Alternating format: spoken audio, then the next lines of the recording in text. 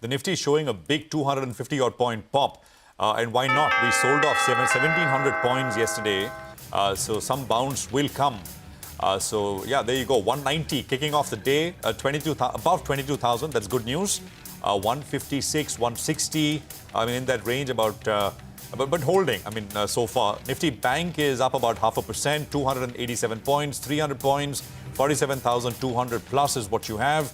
And you've got the mid-cap index, which is starting about 1% higher. The small-cap index, again, will come up on your screen as well. So it's a decent, positive start, and we'll need to watch what happens from here on. You know, a lot of stocks yesterday saw massive pullbacks, massive moves generally, and of course, massive pullbacks from the day's lowest levels. So again, I think a lot of focus there. SBI, the big mover on Monday, the big mover on the downside yesterday, opening absolutely flat, and so many others starting up as well. So let's take it with stocks. Yeah, absolutely. I was just looking at the sector spread as of now. Obviously, FMCG is getting top billing. There's no surprise there because that's the one consensus view in the market that you need to increase exposure to staples. Beyond that, if we look at some other names on the PSU side, oil and gas names in particular, and that's because of the fall in crude oil prices. I guess that's an immediate reaction. So the likes of a BPCL up about 3%, even ONGC for that matter is up about 3.5%. Coal India. So the larger PSUs are finding takers this morning with gains of about 1 to 2%. What else is moving? HCL Technologies up about 1.7%. One of these foreign brokers has replaced L&T with HCL Tech. Just gives us a glimpse of the change in portfolios that's taking place after yesterday's mega verdict. So that's where the gains are. Look at some of the volume charts now, see what's moving up there. Well, guess what? There is an IRFC that's still popping up, 4.5% up. There's a Hindalco popping up, 4.5% up.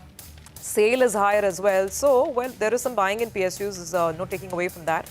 And you have other names like JK Tyre, which are up and about. There were some stocks and news that Vamakshi was telling us about. Angel One's numbers look good for the month gone by. That stock's up about 6.5%. KC International just announced a 1,000 crore rupee order win, 3.5% up over there as well. EQ Lighting, I think one of their plants is coming on stream today, is 3% up. Some of these stocks also finding themselves on the upside. Overall, about 200 up on the Nifty, 22,000 on the board. And the mid-cap index is up about 1%. So to start off with, Nigel, I guess, slow and steady. Well, that's right. You know, the stock that's taking a big hit from the Nifty itself is Hindalco because of uncertainty around that Novelis IPO. I'm reading a note coming in from Philip.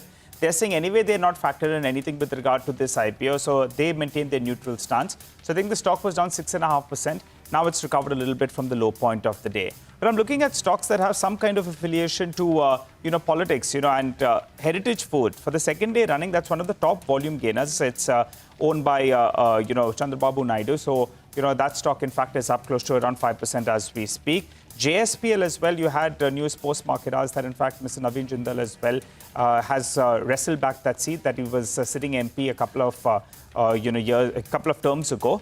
This time on a BJP ticket, so that stock as well is up and about in today's trading session. You have Mr. Panda that has an affiliation to IMFA, that's Indian Metal, so that stock as well up close to around 4% in initial trade itself.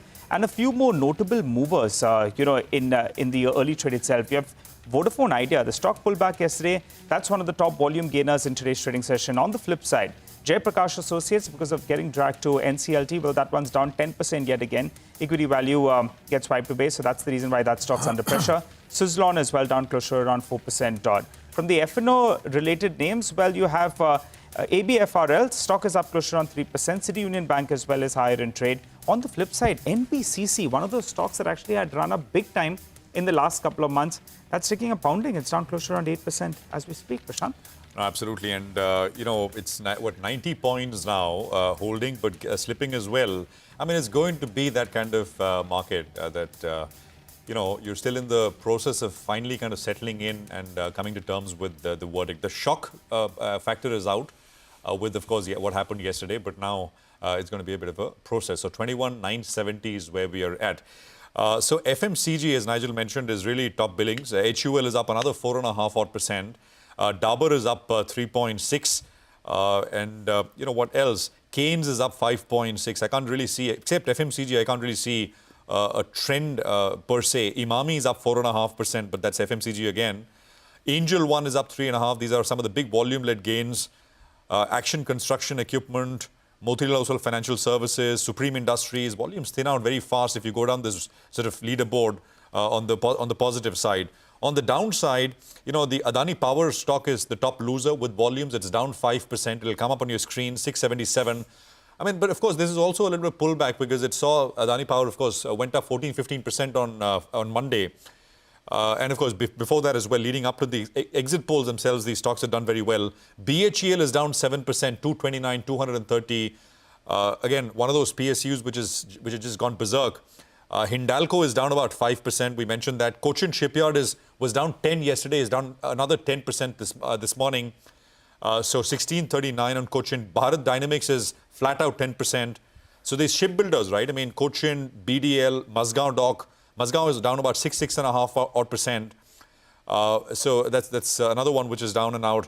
IRDA, Hudco, NBCC, and I was talking about some of these smaller PSU names which had runaway parabolic moves, seeing a bit of pullback here. Titagarh is down 8%. That's notable because that's from that sort of a railway sector. Garden Reach is another shipbuilder. It's 9% lower on Garden Reach. It's got large volumes as well. And the volume sort of tick is there at the bottom of the screen along with the price. So you can see that. And SW Solar, Prestige, Techno Electric is down 10%. That was another one of those very large movers, especially after the results recently. So that's seeing a knock as well. The Nifty is up just about 50 points now, which means from the opening levels, we have lost about 100 odd points or so. Let's take it to Gautam Chachoria, who's with us. He's head of global markets at UBS. Gautam, good to have you with us here. Thanks very much for your time. You guys were one of the first to put out a note sort of encapsulating your views on what's happened with the elections. But some time has passed. I'm sure you've spoken with clients at your end as well.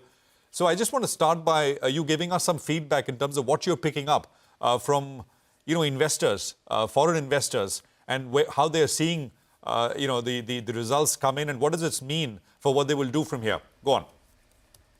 Sure. Good morning, everyone.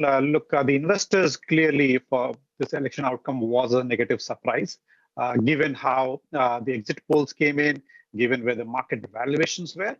But again, depends on the specific set of investors. There were foreign investors who had also lightened up. The lowest we have seen in many, many years.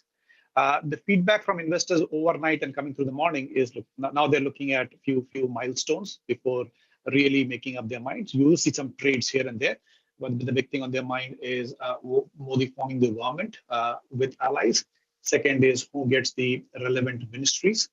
And third, ultimately, what they're focused is on reforms and growth, whether there's enough policy momentum, and there is some view out there amongst investors that some of the tougher reforms might take a backseat or take time. But beyond that, some of the more obvious ones would the government push that if they form the government. Gautam, hi, good morning. I guess you guys have been cautious in this market for a while, right? And maybe yesterday's event only cemented that view that you've had.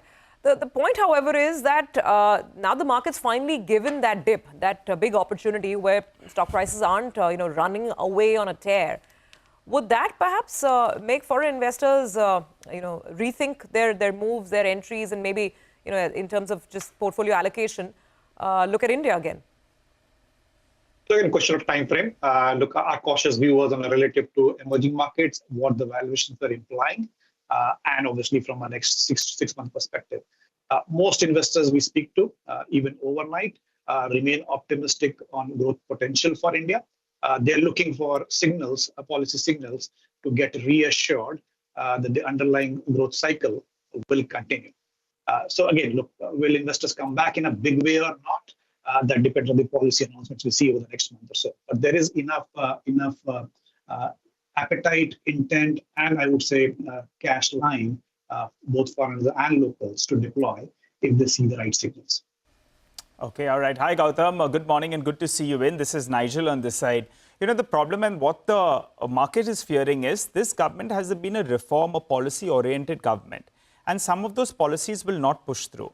Were you all penciling in something either on the land reforms or something on those lines that could have seen the light of day in the coming tenure, which now may get delayed?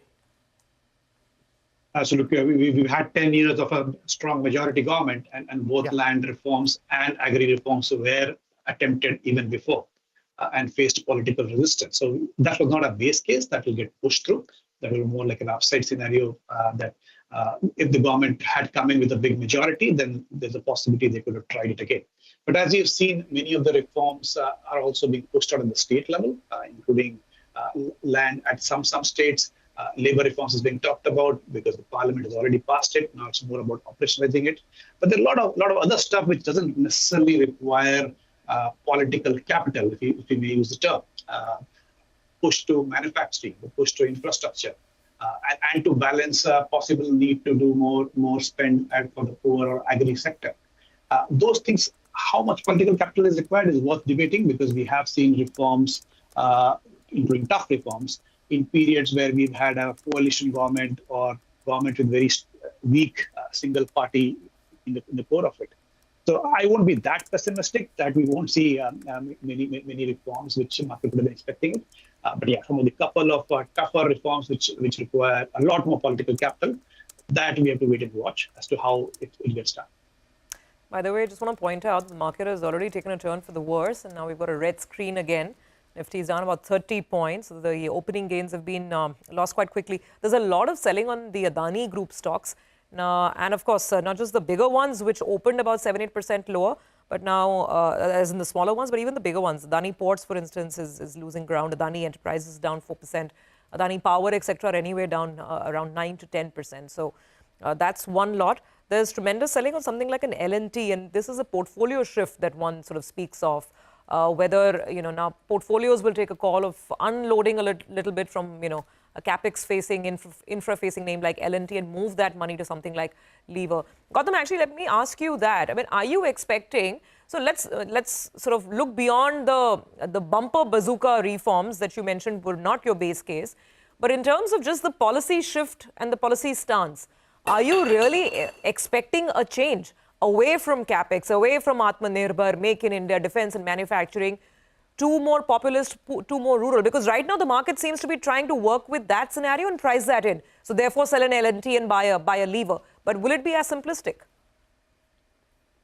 Unlikely, because look, let's put things in context.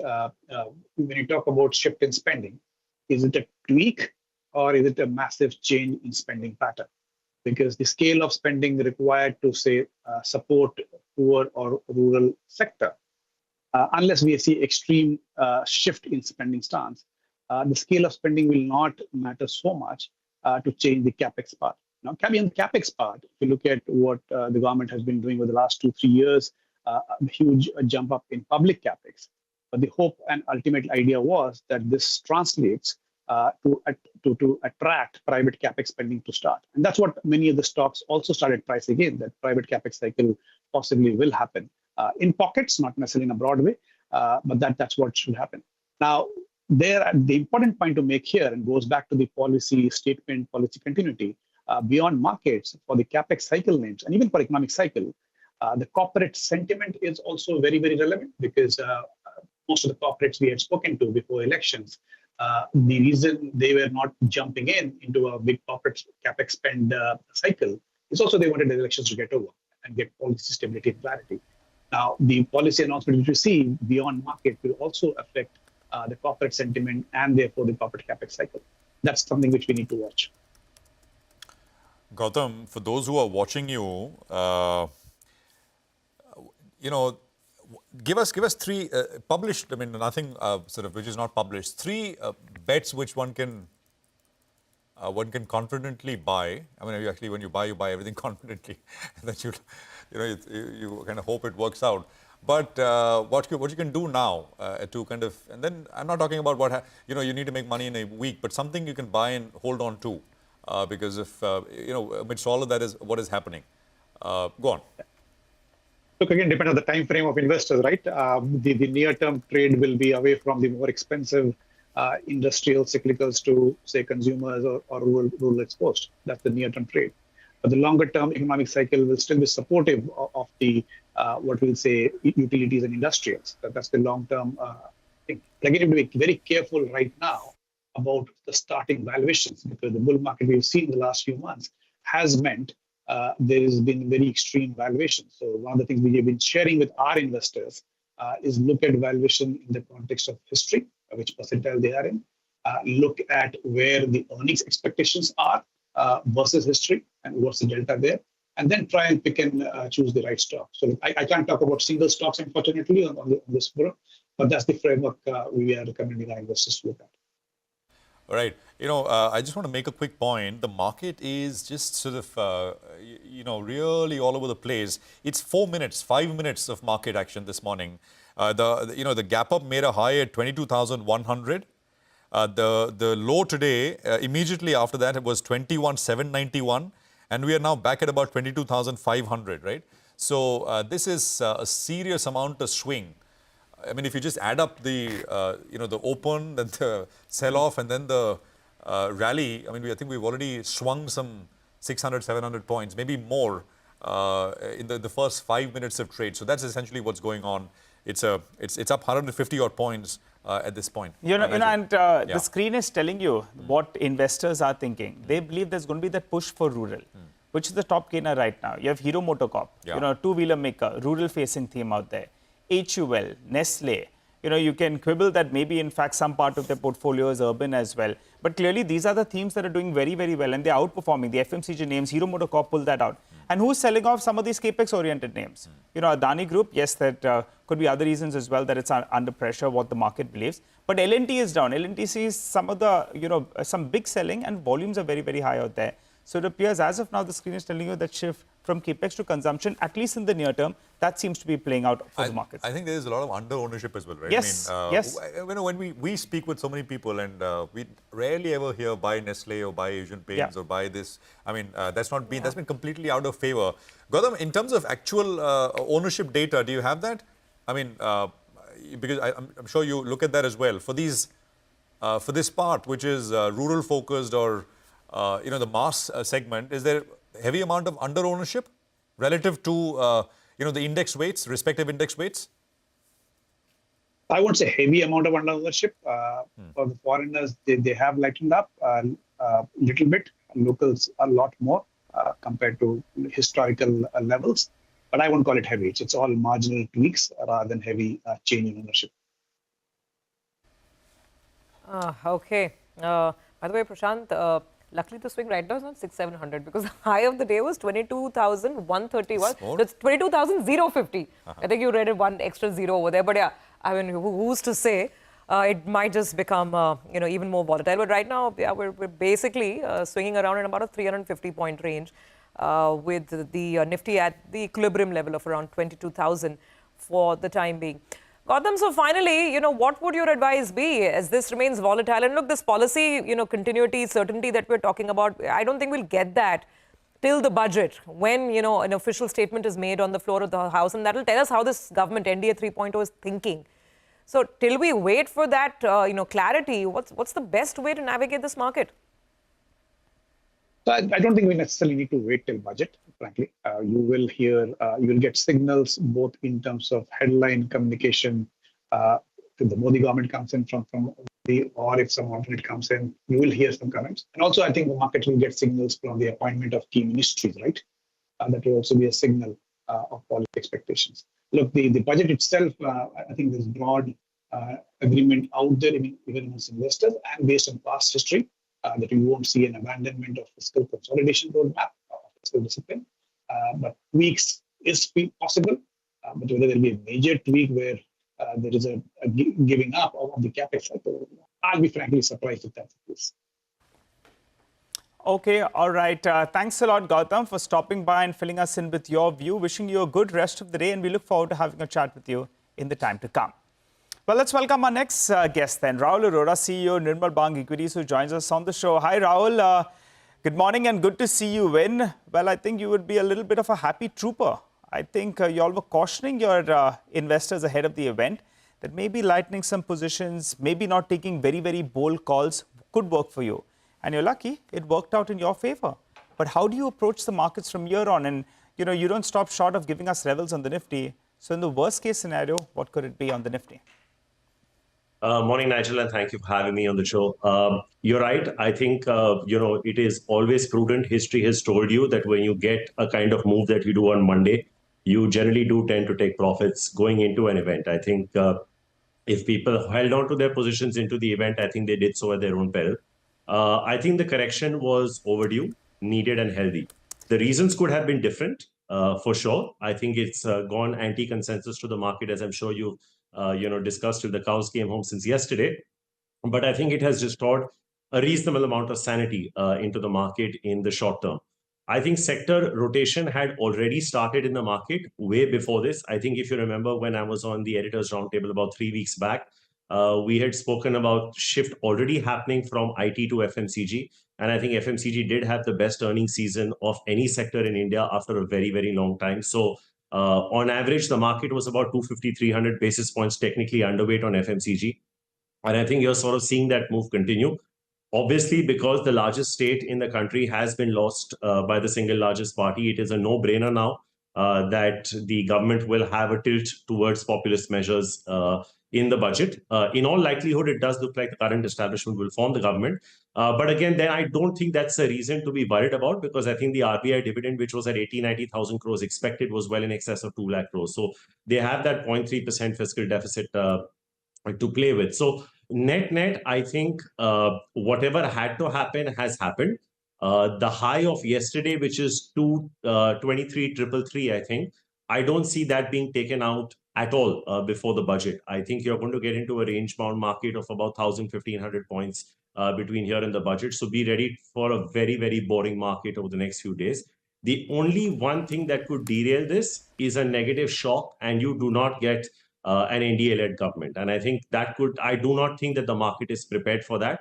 If that happens, then all bets are off. But I think the market now has just adjusted to the fact that it will be a weaker government, but led by the NDA.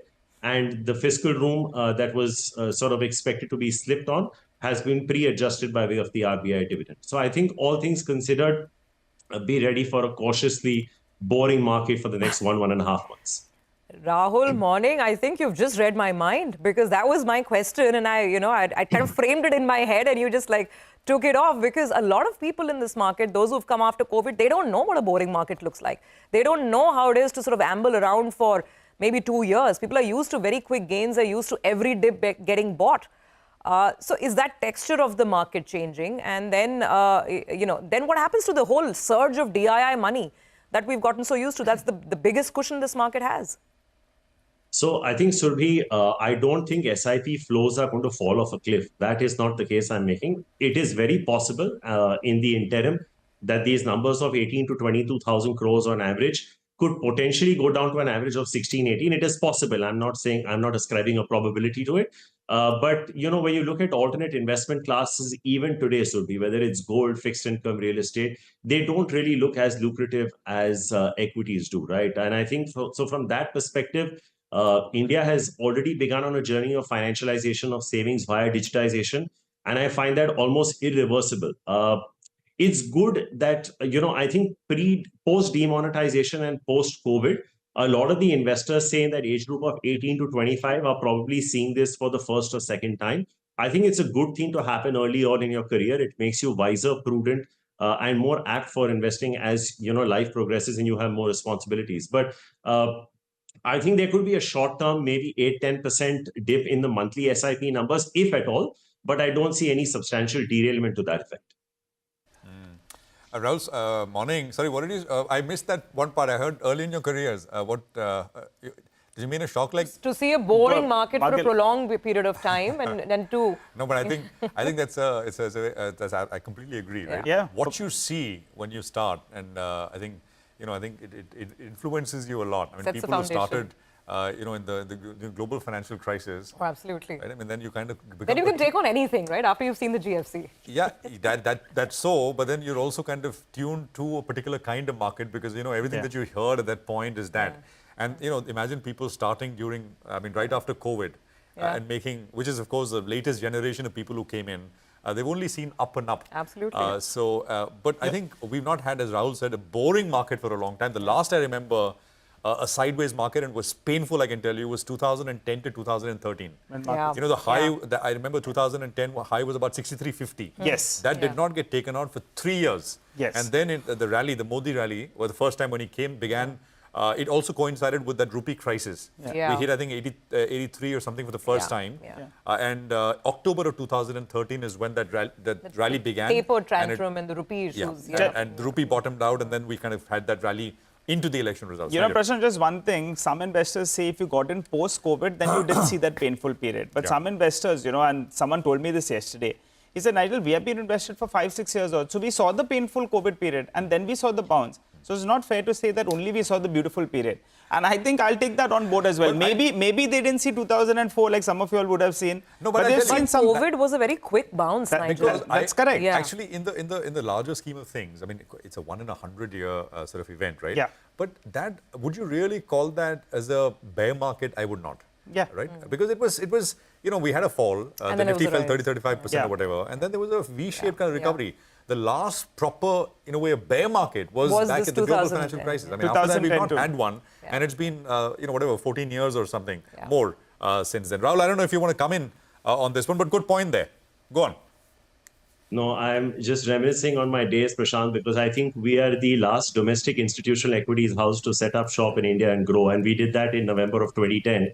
I remember watching CNBC TV18 at that point around Diwali, and the Nifty high was 6350. In the early stages of me setting up this company, I have seen a Nifty fall from 6350 to 4400 three times. And Prashant, you of all people would appreciate a fall from 6350 to 4400 is far more painful than a fall from 23,000 to 20,000. Absolutely. So we've seen that, we've ground through it, we've grown the business, we've seen the industry grow. And I think, Prashant, you know, a big round of applause to the investors in India. I think, you know, when we talk about industry sizes, right, and we keep talking about flows, you know, so loosely, but which industry in the world, you know, not even semiconductors, has grown from a 5 lakh crore market in 2016 to a 60 lakh crore market in 2024? That's the mutual fund industry in India, 12x. And if somebody told you in 2016 you'd see the kind of FI outflows and you'd still be at record highs, we would have scoffed at it. So, you know, when I talk to investors and they talk about FI flows, I was like, unko aana hai to aane do, nahi aana hai to nahi aane do. We've carried it till here, we'll carry it forward. Their loss. Fair point. And I think that's the biggest change, at least in our careers, that yes, we've had bear markets, we've had bull markets, we've had euphoria, we've had absolute gloom doom. But the texture change over the last 20 years of having the Indian investor carry the Indian market on his or her shoulder, I think that's been the high point, at least in my career. But Rahul, coming back to the here and now, the here and now issue is when you start unloading off some L&T and a BHEL and an HAL and start going back to your, Lever or Imami or Dabur. I think that's the here and now question. People have taken a very simplistic view saying, okay, immediately let's do that. Is that the right approach? How would you look at it? So, Survi, I think let's try and be a little brave in this market. I think FMCG has had a good run. Valuations are not really cheap. I think the cheaper ones like Imami have done a lot better post their results. I think they've seen a 30-35% move up. But I would actually start out venturing and buying public sector banks right now. You buy good companies in bad times. Balance sheets are clean. Asset quality is in control. We're heading towards an interest rate cut at some point this year. So I think the pressures on net interest margins will be well and truly behind us. Why not pick up a, SBI or a Bank of Baroda if you're getting them, 20-30% of the highs? I mean, these are stocks that are still coming to you at 14-15% ROEs at one-time price to book post the correction. So let's be a little brave. I don't think sometimes, following herd mentality can be counterproductive. Keep a little bit of allocation to FMCG. I'm not saying don't. And maybe, from the highs that we saw day before yesterday, if you start getting defense stocks another 15-20% cheaper, start buying them. I think the wheels have been set in motion. Regardless of the eventual formation of the government, I don't think you can go back on the wheels that have been set in motion. Or capacities are being set up, factories are going to come on board, orders have been placed, deliveries will be made, so earnings will follow. It is only a question of whether you're taking a 6-month view or a 3 to 5 year view. If you're taking a 6-month view, my portfolio would be FMCG 1, Pharma 2, PSU Banks 3, IT 4. If you're taking a 3 to 5 year view, I would go back to the theme that was playing out on Monday, which is anything to do with manufacturing, infrastructure, and cement. Okay, all right. Rahul, talking about painful periods, 2004, 2005, I didn't see that. I saw that 2009, 2014, when we hit that upper circuit, I was in the exchange, in fact, and I was quite happy because we had nothing to do for the next couple of hours or so. But, talking about the 2004 painful period, the volumes in the markets, well, they flattened out for the next 2 years. And, if the markets lose some kind of interest or the volumes start dipping, then some of those cash market related stocks could see a bit of a lull. How are you all approaching that theme? Because the exchanges, stocks like CDSL, brokerage firms, they have seen a big surge in the last 12 months or so. How do you approach them? See, Nigel, the way I look at it is this is a market that's going to keep rising over every period of time. You have had events from terrorism to, biological issues to, train blasts. Everything has come and gone, but the market just finds a way to grind higher. Election results, you pointed out 2004. I don't think anyone was prepared for that verdict. It was my first election back in India. The India Shining campaign was at the top. But I think the depth of the market has changed so much, Nigel. And I think, at that point in time, impact costs was such a big thing. Today, no matter how big an investor you are, you really can't impact the price of a stock unless you're really buying a stock outside the, top 250, 300, in the BSE 250, 300. So I don't think to that extent, volumes are going to evaporate or there's going to be, any sort of, drama to that effect. Yes, I do see an impact on the primary market. That is for sure. I think fundraisers, primary and secondary issues could get pushed back because valuations have come off. So it's a great time if you're a promoter to buy back, so that is actually not a bad idea. If you have faith in your company, your stock price has fallen 20, 30%, it's a great time to be buying back your stock. But I think other secondary offerings or primary offerings could see a little bit of a delay by maybe a quarter from here. But I'm not too concerned about volumes drying up in a material way. Just going back to the point I was making to Surbhi earlier, even today, alternate asset classes are not as attractive as equity. So there needs to be a very compelling case for that to happen, for them to be a shift of volumes from one asset class to another. And just on the basis of what we've seen yesterday, I don't have enough evidence to make that call. All right, Surbhi, just take a look at HUL. As we speak, the stock is up 6.5%, building onto yesterday's 4% gain. So the stock is up 10% when the markets are seeing some kind of selling. And this giant has woken up after underperformance for, I think, 4 years or so, not moved at all in the period that the Nifty tripled. Correct. You have HUL that's come back and come back in style. 65,000 crores of market capitalization in 2 sessions. What I find and I was reading, I think it was one of those broker notes, was that, and it said HUL, or was it another consumer company, at 45 times earnings is pretty reasonable. I said, but that is essentially it's stunning, right? Well, at least it's not trading at 70 times or 80 times like some of these EMS plays, right? There is that. But and you have cash in the company. Surbhi, there is growth there. HUL and all, I mean, what kind of growth are we talking about? 5%. But I'll tell you one more thing, like a Novoma note said today, that industrials, they started approaching valuations that FMCG companies were getting. Absolutely. And that's why, in fact, you're getting a little bit skittish. So the arguments are on both sides. Growth, but some of these stocks, in comparison to what they've traded at in the past, I think they were, they're a little bit more. When we talk about volume growth for FMCG companies, it is, I think for some of them, and Mangalam will know better, but I think we're still talking mid. Imami was good, but we generally are. I remember we're talking about 3, 4, 5, 6%. Exactly, right? mid-single digits. You talk about QSR companies, look at same-store sales growth. It's in that low very single digits. Even flat we've seen in some quarters, zero growth. So Rahul, I don't know if you want to address that briefly. It's a bittersweet moment, Prashant, almost an emotional moment to watch FMCG do so well, having started out as a consumer analyst myself. But since you're talking about volume growth, Prashant, I think if you look at the last 5 or 10 years, I don't think FMCG volume growths have compounded in excess of 5-6%. And for that, if the election result had not come the way it had, and I told you pay 45 times for it, you wouldn't. So I think there needs to be a material shift on the ground. Yes, there has been talk about offshoots of rural recovery. It looks like the onset of the monsoon is progressing well. Reservoir levels should hopefully, get filled up with that kind of rainfall that we're expecting. So hopefully everything should add up. But always remember, Nigel, just going back to a point, you probably haven't seen this in your career, but Hindustan Lever spent 10 years between 250 and 300 rupees. Prashant may remember this. And then when it broke out of 300, it headed straight to 3,000. It became a 2000 to 2010. Yeah, absolutely.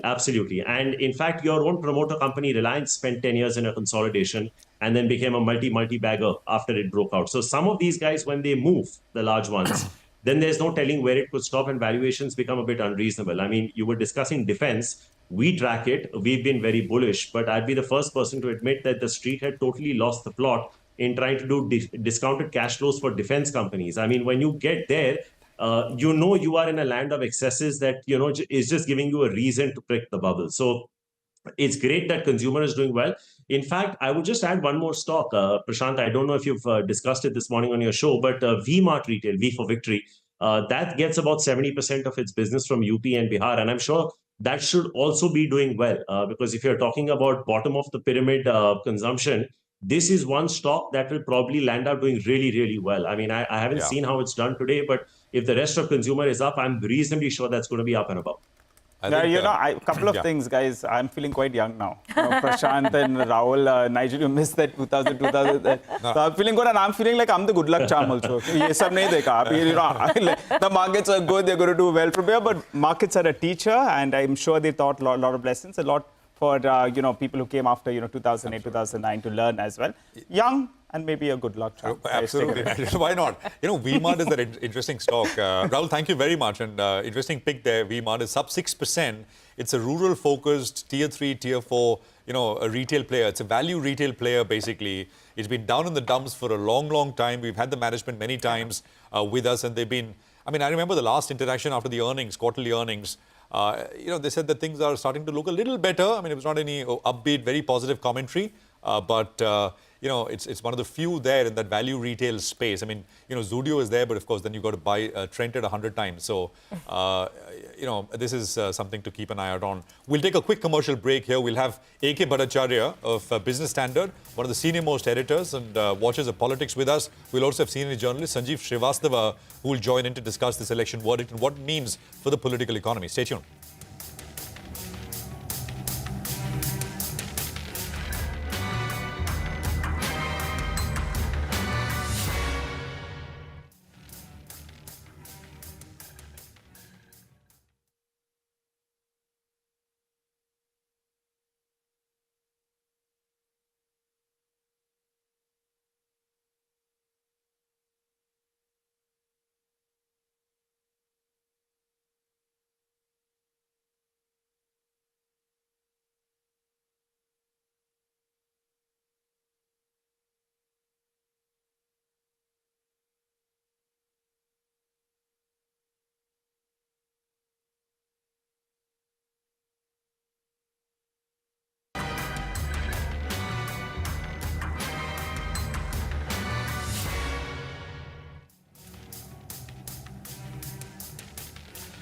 Okay, welcome back. It's an interesting day. We've already seen, and not even an hour has passed as far as markets are concerned. Markets open, but we're down again for the second time. We're down again. Look at that sort of intraday graph, and it kind of tells you the story because people are, I think, grasping at straws. The big shock reaction is behind us, and I think that is very clear. But what happens from here and how will the shape of things change? For the first time, the Modi-led BJP will have to depend on sort of coalition partners in the real sense to form the government. There will be give and take. We've not had those kind of things for the last 10 years. So there's a strong recency bias as well, which needs to be reset. And I think some of that is happening as we speak. We have Mr. A.K. Bhattacharya with us, editorial director at Business Standard. And we have senior journalist Sanjeev Srivastava joining in as well. Gentlemen, good morning. Good to have both of you here. Mr. Bhattacharya, Prashant, this side, if we can start by you. Your column this morning is titled Governance Challenges for a Coalition. I can't read it because I don't have the subscription. I plan to take one. But if I can request you to begin there, what are your sort of big thoughts in terms of the political economy from here and how things will change? Go on, sir. Well, I won't try to reveal everything that I've written because that is behind the paywall.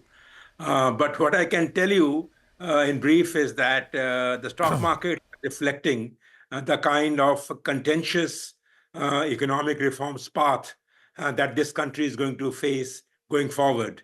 While there is no doubt that the welfarist economic approach will be continued, but key contentious economic reforms tasks that any government would have had to undertake given the opportunities that lie ahead of this vast Indian economy, that will be hotly debated, given the fact that this is going to be a coalition government, and not just a coalition government, where the top leadership is not really used to giving and taking.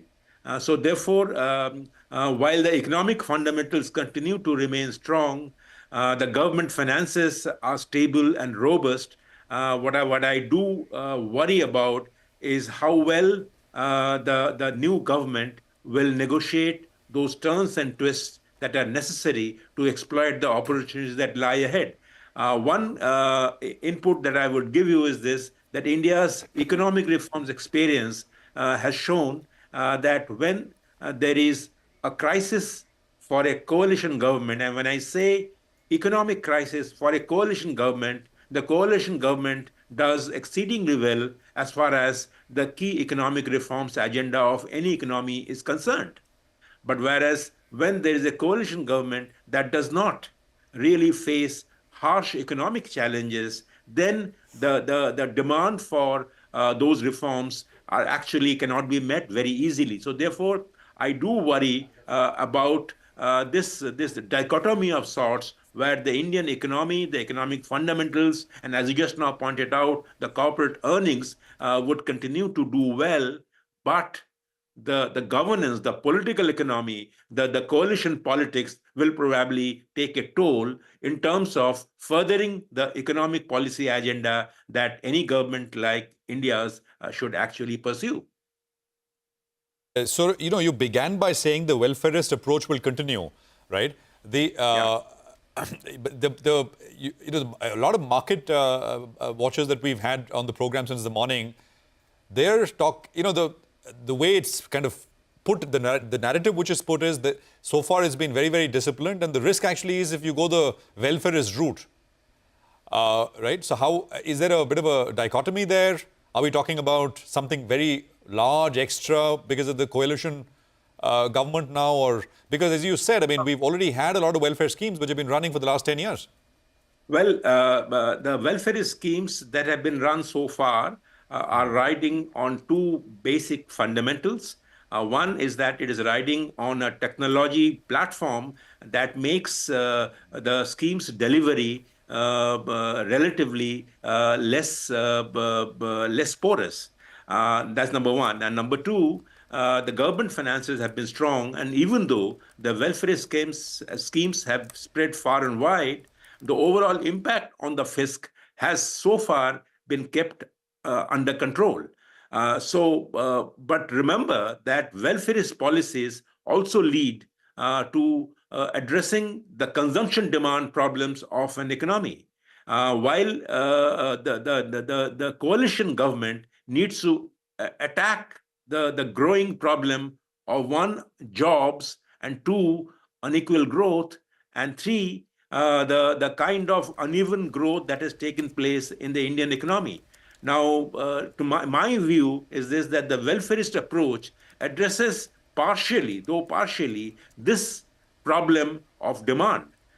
If the coalition government is committed enough to addressing this consumption demand challenge that the Indian economy is facing, I would say that the doubts and the concerns that the market analyst on your show must have expressed will be less serious. We need to address the more basic concerns of the Indian economy, which are not necessarily growth, but of jobs, of consumption demand, because we are doing very well with the investment, and although that is being driven by government expenditure. No, unless the government expenditure is supplemented by consumption demand and growth, which can encourage the private sector to release their animal spirits through higher investment, I don't see the problem getting resolved. Absolutely, Mr. Bhattacharya. And I guess that remains a huge point of debate, because one thing that we've not seen in the last couple of years is tax tinkering that puts more money in the hands of the people, so to speak. So whether it's income tax, whether it's capital gains, whether it's GST, we've not seen the government go down that road, and it's been given a lot of brownie points in the market for that. But we're coming to that in just a bit. Let me bring in Mr. Srivastava into the conversation as well. So, Mr. Srivastava, a two-point question here. First, we're trying to ascertain, in your opinion, whether, Modi 3.0 can navigate the coalition dharma well and run this like a well-oiled machine. We were doing an analogy with a corporate. If this is a corporate entity, then it's like having two new independent directors on the board and pretty seasoned ones, and you need to make sure that you keep them, in sync. So that's one part of it, whether you think that will happen seamlessly or not. And the second is any rethink or a change in the BJP's own economic policy. And if yes, then where will that tilt be? Your thoughts? So as far as your analogy on independent directors goes, I can take it a step further. These are the independent directors which promoters can't change. Or they can't have a different set of independent directors so easily. So they have to swim or sink with them. There are not many options on the table for them. And whether the BJP can really navigate this, I think AKB put it quite well. Mr. Modi will have to go back to, in a manner of speaking, class 1 of his school. Because all through his career since 2002, when he has been in power as Chief Minister thrice of Gujarat and twice the Prime Minister, he has had a very different style of functioning, which speaks of everything else but consensus building. So to now deal with allies and deal with allies which are not just your crutches, but can also become albatross around your neck if not handled properly, it will require a completely, Mr. Modi 3.0 will have to be more like Mr. Vajpayee, if not Manmohan Singh. Manmohan Singh was too flexible. Mr. Vajpayee was the right mold of flexibility and firmness in things which mattered to him. I think so. One has to see a new incarnation, avatar of sorts of Mr. Modi if he has to run this coalition government well. And I know, I don't know, but I think Mr. Modi, behind this great veneer or facade of Ekla Chalo Re and a strong man, is also at heart is a very pragmatic politician. Yeah. What is more important for him is to run a government and last a full 5-year term than to prove some brownie points as to how strong man image he has and what kind of, all the oomph and swag about him which was there for the last 10 years. So I think to sum it up again, if you take 2014 to 2024, that would be, if you take last 4 decades politics, so this 10-year period can be seen as some kind of an aberration, where a strong man, strong government came. Now it's back to usual. It's business as usual.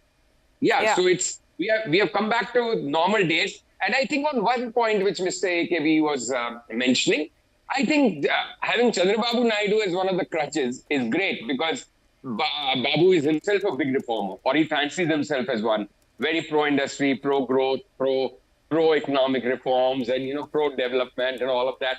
And Nitish Babu will be happy with if he's accommodated and continued as Chief Minister of Bihar, and if Bihar is given a special status. So some those will have to be given out. He'll have to be given. That will be another interesting thing. Both Mr. Naidu and Nitish Kumar can demand and get their pound of flesh in terms of ministerial berths. Yeah, sure. I mean, the way the numbers are stacking up right now, I think at 292, there's still some, bargaining power that obviously the BJP as a single largest ally will have. Not some, a lot. Quite a bit. A lot. Absolutely. Yes. Take that point. So very quickly on the second element and also respond to what AKB was just saying. In terms of economic policy itself, the BJP's own thought process, will there be a shift? Because we've not seen that largesse on tax cuts. I mean, even just going into this election, there was nothing on personal income tax. There's been nothing on capital gains in terms of a reduction or GST or any of that sorts. Will we see that? Is that a realistic expectation to keep on the table?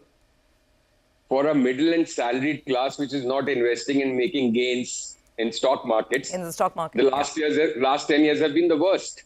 Absolutely. You not just pay your 33 or whatever slab you are in, that kind of tax, plus then you pay GST and pay taxes on just about everything extra. From the minute you get fuel for your car to your eating out in a restaurant or buying a car, booking an airline ticket, taxation comes to roughly 50%. So Mr. Modi and company may well think about it. I don't think they will think much about it.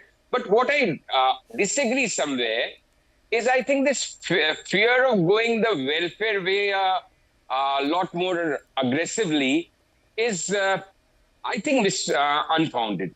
Because nobody is deriving out of their results that more welfares would have meant more seats for the BJP. It's completely the takeaways and reasons for their not so bright performance are entirely different. So I don't think the welfare path will be walked upon with any great vigor or aggression. No, Prashant, I don't know if you noticed or not, but yesterday in the speech, Prime Minister Modi went back to the old tagline, Sabka Saath, Sabka Vikas. There was a lot of talk of inclusivity, taking everybody along. So I don't know if that was a glimpse of things to come, but it seems sort of take the mass with you sort of an approach. Now, whether that mass is in terms of, economic strata, whether it's different communities or religions or whatever, we have to see. But there was a clear note of that last night. Take allies together. Yeah, that's to begin with. And one more point, talking about Vajpayee as well as the Modi government, what's common between them is Mr. Naidu as well as Mr. Kumar were part of that one as well, but as senior leaders at that time. Then in the last 10 years or so, they went, into their own space. And now, in fact, Mr. Modi is gone back to them as well, because at that point of time, they were as still tall leaders. Yeah. Now they're making a bit of a comeback of sorts. Mr. Bhattacharya, if he's there with us, Mr. Bhattacharya, just any sort of last thoughts, anything else you'd like to add with what we should expect? Special packages. We had Neelkant Mishra with us in the morning. Andhra Pradesh and Bihar both have been talking about demanding special packages, denied so far. I mean, that should be a given now, should happen. But in terms of how the cabinet formations, give and take, what's your sense, sir? Well, two quick points. One, I agree with what Sanjeev just now mentioned about the need for tax rationalization and tax reforms, which you will remember that it was there even in the BJP's manifesto. So I do expect the tax reform agenda to be taken far more seriously now. That's number one. And number two is that in economic policy making will require not just coalition requirements, the coalition dharma, so to say, to be followed with the partners of the government, but also coalition dharma, inclusion and inclusive political management will be required within the BJP, in my view. So therefore, I do see the impact of coalition dharma not only impacting BJP's own internal decision-making, but also BJP's decision-making with regard to the coalition partners. So I do see a different government led by the BJP where the coalition dharma, the coalition requirements would be implemented, will be carried out, not just with regard to its partners outside the BJP, but also with the key players within the BJP who will provide leadership to this government. Mr. Bhattacharya, one point is, so we are tracking markets and a lot of these consumer-facing stocks are jumping. I mean, they were up yesterday, they're up today. And sometimes this is just feedback loop. You look at prices and you kind of try to attribute reasons to it. But it kind of goes back to some of what we were discussing, which is not welfareism, but maybe a little bit more focus on at the mass end. Now, Sanjeev, he said that's not the takeaway. That it's not as if if there had been more welfare, this would have been different. At least not right now. That's not the takeaway. But just your thoughts. Could that come in what shape or form? Yes, go on. My sense is that, yes, there may not have been greater demand for more welfare schemes, but definitely what has worked in favor of the ordinary citizens of this country is the welfareist approach of this government. Now, and this is riding, as I said, on technology and a very foolproof delivery system. So there is, when the government in power realizes that of the various instruments that were used to mobilize greater political support for the party, the ones that may have worked against them will probably be less in use. But whereas the ones that had seen no opposition within and outside will be explored with greater detail and greater focus. So that is the reason why I believe that this government probably will need to address the welfareist concerns and the welfare schemes far more imaginatively and far more effectively, because don't forget that the country's major economic challenge is not necessarily the way the GDP is expanding, the way the market participants are probably making more money. Remember that the last 5 years have seen the market participants do rather well. So therefore, the real challenge for the policymakers would be, how do you ensure the challenges of reviving demand, which in turn will also revive the economic fortunes of large number of companies which are into the rural economy segments. So I think the government will focus in various ways on policies that address both jobs as well as the demand from the rural economy, and so that the overall the economy grows not just on one engine, which is the investment, but also on consumption.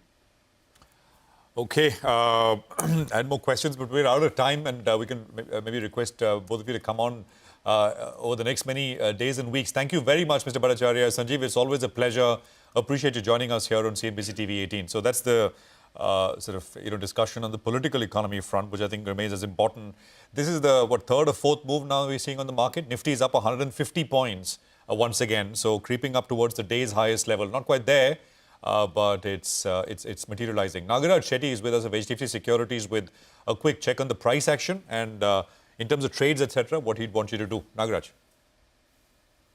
Hi, good morning, Prashant. Nifty has been in a hard, sharp volatility. We have seen big event passing through. Formation of long bear candles on the daily chart is indicating will have some significance over the period of time with regards to a support and resistance for the market. At present, 21,250 is going to be a strong support for the Nifty, which is happens to be a 20-day EMA. And any dips from here is going to be a buy and dips opportunity. At the same time, mid part of the candle of the yesterday's candle around 2200, 250 is going to be a strong resistance. This 1000 point is going to be a range for the market in the next I think 1 to 2 weeks till that more clarity will come on the government and reforms as well as. So presently some sector-specific movement is going on. I think FMCG has been shaping very good and during this turbulent times, and PSUs and PSCs are likely to bleed some more.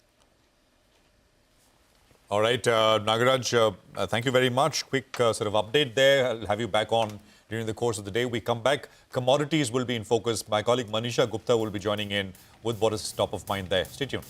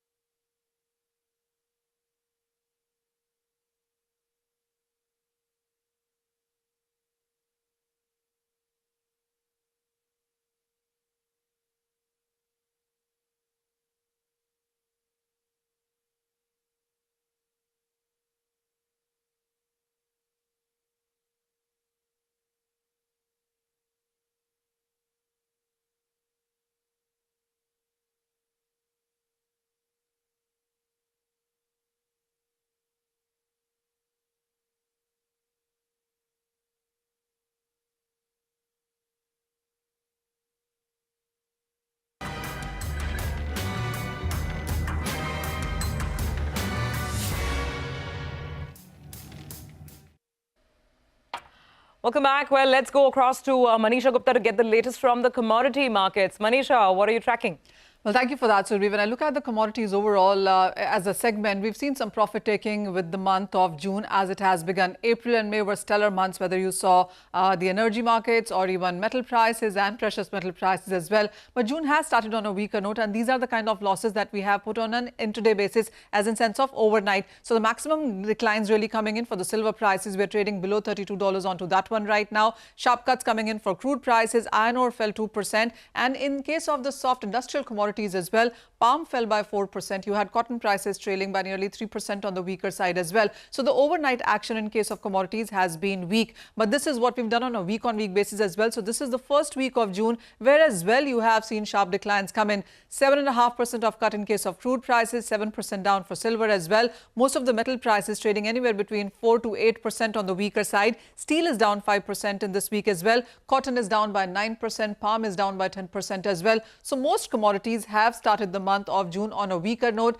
That is as the markets wait for the US non-farm payroll data that comes on Friday. The dollar index, after declining to a 2-week lows as well, seems to be stabilizing above 104 right now. And the data that we've seen come in from various markets, it's slightly weaker than what the street was anticipating, is what is weighing onto the markets here. So when you look at the iron ore prices, we're trading at a 7-week lows onto this one. There are signs of weak demand in China. And with everything that China has done, the inventories are still on the higher side. And China is talking about controlling steel output later this year because of the kind of weather that we are seeing, and going forward would be strong monsoon. So in that period, you have weaker demand for metals coming in that would continue to weigh in sense of a cyclical session there. Also, when you look at the crude oil prices, we're trading at a 4-month lows onto this one. The US inventories have continued to increase, and the markets do not like on what OPEC and allies in their June meeting have said, that they will continue to ease production cuts going forward. That means more supplies coming in from OPEC and allies. There are more supplies in any case coming in from US and Canada, so that's weighing onto these markets as well. Apart from that, the gold prices also continue to decline after hitting a 24.50 of an all-time highs. We are trading at 23.20 onto this one. This one as well is seen a bit of a weaker stance coming in for the international markets. Also, when you look at the silver prices, we've continued to decline onto that one, trading below $30 an ounce. The high that we saw into previous week was above $32 as well. So from an 11-year high, we are trading at a multi-week lows onto this one as well. So silver prices also continue to decline. That's pretty much the case that you've seen for other metals and energy as well. Copper, for example, is trading at a 1-month lows right now. China inventories are the highest since 2020. The LME inventories seem to be building up. And after that run up to an all-time highs, there's a big amount of profit taking that seems to be coming in across metals as well. So from where I stand right now, overnight has been a weak market, and the beginning of June as well hasn't started so strong. Okay, all right, Manisha, thanks a lot for that. Well, let's focus on Hindalco. The stock is a little bit lower, but as I said, in the first 2 minutes itself, the stock could recover from the low point of the day. And why is that? Because the street hadn't priced in the Novelis IPO, and we didn't know what the capex plans were as well. Let's run you through the piece of news. We woke up early this morning to news when Hindalco is saying that the Novelis IPO is likely to be postponed, because of some volatility that we're seeing in market conditions as well. Just to recap, in May 2024, they had come out then, they said they're looking at an IPO of Novelis. They're looking at offloading close to around 45 million shares. And the total valuation, equity valuation, going by the price was around 10.8 to around $12.6 billion odd. You'd open there the debt that they have of around $3.4 billion. That will give you an EV of roughly around 15 to around $17 billion odd. What they would get by selling this 45 million shares? Well, they would get roughly around 6,800 to around 7,500 crores odd. The reason that the stock has recovered from the low point of the day is because many brokerages, and I have a Phillip Capital note as well, who's saying that they anyway have a neutral rating on the stance and they hadn't factored in anything from this Novelis. And why was that? Because they were waiting for Hindalco to say what they're going to do with this money of close to around 7,000 crores odd. So that explains why the stock has recovered from the low point of the day. The markets are back to tracking the fundamentals of the company. Recovery in Novelis is EBITDA per ton and relatively stronger aluminium prices for the coming year. Stock as flat as can be. But HUL, that's the star today. Star yesterday, star today. It's woken up after a lull of many, many years. Mangalam, our in-house expert, joins us to tell us more about that. Mangalam, what a move on HUL. 75,000 crores of market capitalization in 2 sessions. And the bulls are very interested now. Tell us more.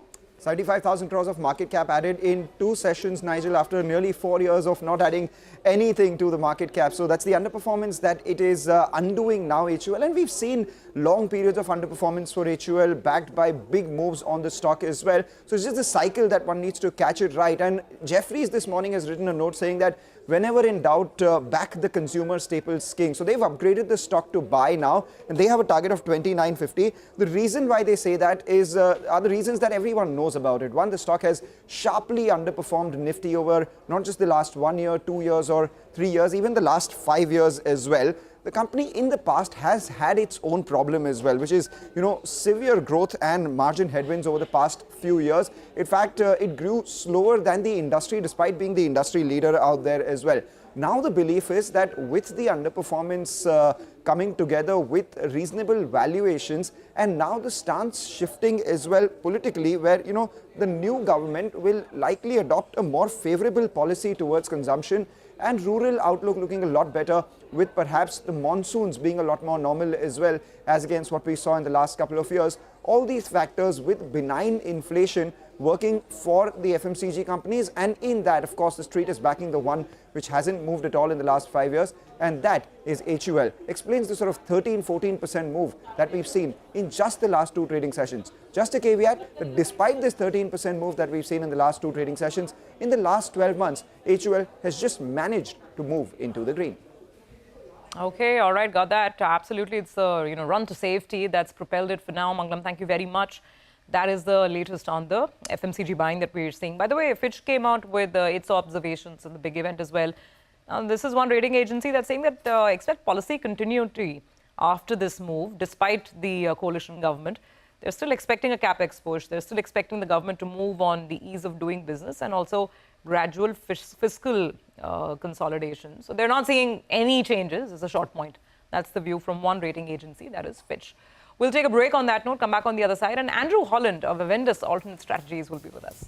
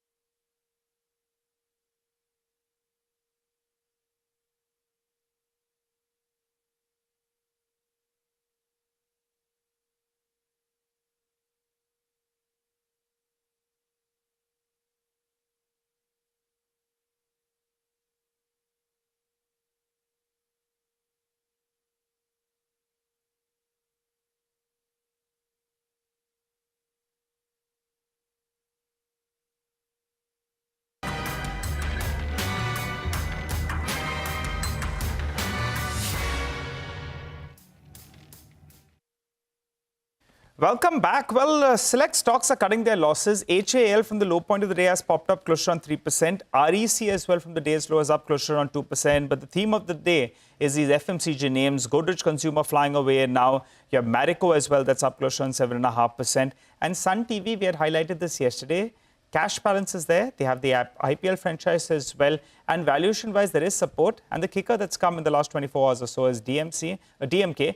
They have, continued their dominance in Tamil Nadu, state of Tamil Nadu. So that's another reason now the political uncertainty is out of the way for them. Stock is up in an otherwise wobbly market. Even yesterday it was up 2%.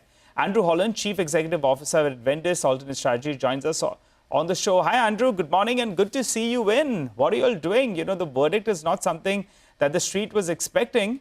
But now we have that. A coalition government is what we're bracing ourselves for. How do you approach the Indian markets? Yeah, I think we're going to probably just see how it plays out for the next few days. Let the government form, let the kind of hopefully the business as usual in terms of policy start to play out, and of course then you have the budget. So I think there's a few concerns around those factors. What I would say is that government spending on defense infrastructure, kind of renewable energy, given all the power cuts that we have in across the country, it's not going to stop because there's it's an alliance rather than it's a BJP rule party. So I think the market's overplaying it in that respect for some of these growth areas. That said, some of the valuations were a bit higher, but I think everything's getting tarred with the same brush, and I think that's where the opportunity will lie now. There are obviously fears of some populist measures coming through, but given the RBI dividend to the government, they do have some flexibility around that, and I still think they'll keep the fiscal discipline there. So I think if all of those things kind of happen, then I think the market will take. We'll take that in its stride and move forward. But certainly that kind of premium the market was enjoying is probably eroded away in the short term. All right. And how are you positioned on the Indian markets? Andrew, you're not sounding too worried. You're saying maybe the premium valuation comes off a little bit, but there won't be any stopping the policy measures that have already been taken. There'll be continuity, which is positive. How are you positioning now in the Indian markets? If you have a long short book, if you could give us some color on that front. Yeah, no, we're kind of dipping our toes in because obviously yesterday was a good day to do that, and today's obviously given us opportunities as well. But as I said, it's not. I don't think there's any need to be aggressive in the views. I think we can take the next few days, let the market settle down, consolidate, and just let the politics play out in terms of forming the next government and thereafter. And I think the next few weeks will give us plenty of opportunities to get back in the market as and when we need to.